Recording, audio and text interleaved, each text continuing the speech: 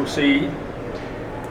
The general was able to get funding out of the Congress to support him. He got the support of the State Department, Commerce, Fisheries, all the different people that were needed to make this thing happen and put together a series of planning teams.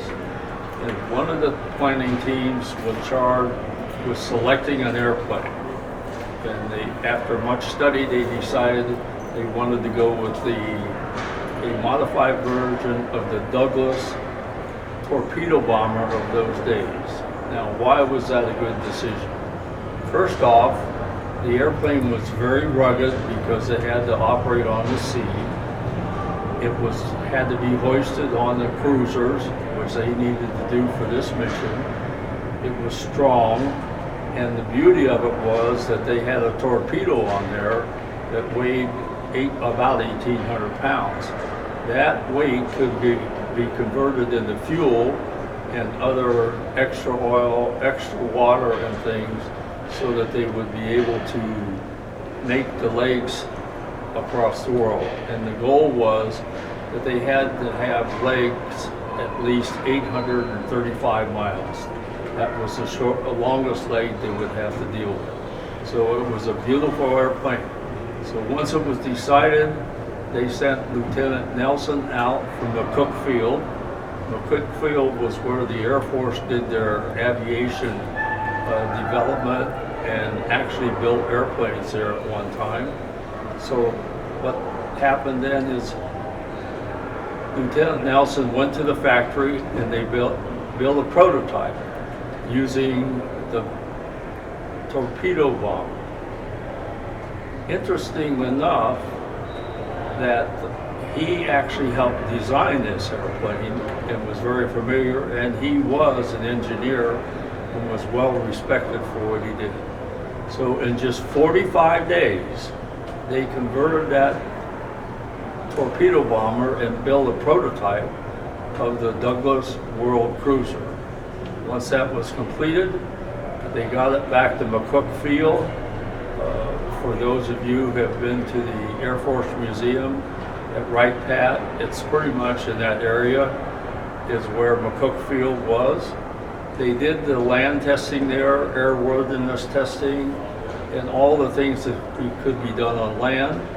Then on the wheels, and then they flew it to Langley, where they put it on Langley, Virginia, where they put it on floats, and they brought in Navy pilots to finish the testing for acceptance of the airplane while it was on pontoons. Also, the Navy pilots were kept there to train the the Air Service aviators on how to land and take off on pontoons and that type of thing. So once the airplane was accepted, in the meantime, the general was going out for volunteers to fly the mission. They ended up with 6 pilots selected to go on the mission potentially. By Christmas time, they had them at Langley to start their training. And they had to not only do this kind of training, but because the ships were going to provide navigation, they had to learn how to read all the navigation signals from ships. They had to learn how to use a sextant to help guide them wherever they need to go. They had to learn protocols in foreign countries so they didn't make a mistake. They also were their own photographers, so they had to learn how to do photography. And so many of the pictures you see today are actually the photography from the world pilots. And that was completed in February, approximately February of 24. They were building the world cruisers. They took the lessons learned from the prototype and flying that they had done, and they selected the 4 pilots out of the 6 that were going to do it, go around the world, and they sent them to Douglas to see their airplane being built and actually help build the airplane. Now, why did they do that? It turns out that there were not going to be a lot of mechanics around. So The pilot and the mechanic, which was the back seat, were going to have to maintain that airplane all the way around the world, service it, repair it, change engines, do any of the things that you need to do. So while they were there, they were working on their own airplane and learned how it was built so they could make the repairs better. One of the sidelights on the repairs were when they shipped spare parts, like spare pontoons, with spare engines, they made the boxes out of the same wood that the airplane was made out of. So if they had to make a repair, they had the right kind of wood that they could shape whatever they needed to do with the airplane. One of the few changes they made was they made a tubular fuselage to put the fabric over. It wasn't wood on the Douglas World Cruisers. So once they got that done, in late May of 24, they flew the airplanes to Seattle.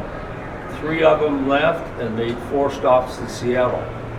The only flight that had been made before that was they flew them from Santa Monica to San Diego to align the whiskey compass. We call it a whiskey compass because the fluid in the magnetic compass was whiskey so it wouldn't freeze when they got into cold weather.